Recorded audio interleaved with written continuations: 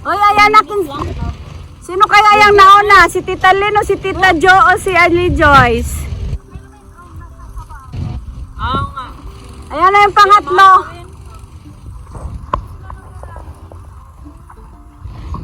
Saan sila maglalanding dito? Diyan?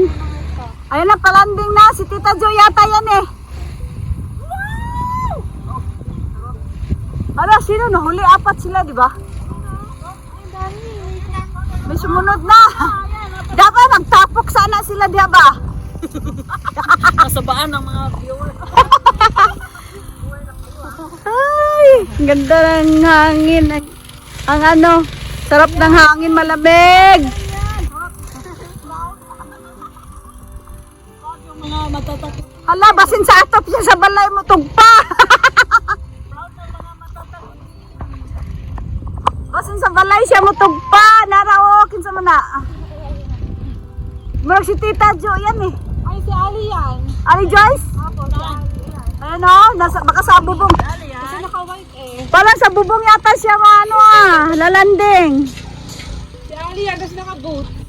Naka-boots? Oh, kilala niya talaga yung friend niya, oh.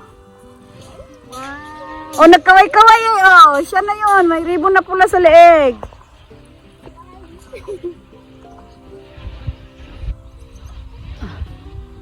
Yan pala yan. Kutakot naman yan. Mabigat ba yan din? Yung parang ano? Parang... Ganon? Opo.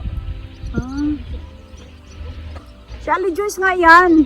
Eh, sino yung nandun ang layo niya na? Baka doon siya sa palayan ano, landing. Oh, may kaway-kaway na siya, oh. Ay, charot. Sasaluin siya dyan sa dalawa. Ayan na, lalanding na siya! Saluin na ng dalawa.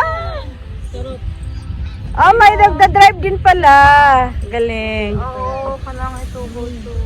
Oo, kaya hindi ka pwede kasi may injury pa yung paa mo. Ayun, galing ni Ali Joyce. Ali Joyce! Ali Joyce! Daming ano, supporter. Ali Joyce! Ali Joyce! Charot. Ang galing, layo-layo ng pinanggalingan eh. Yung mga Dutch siguro yan. Kaya yung taga Netherlands naman yung iba.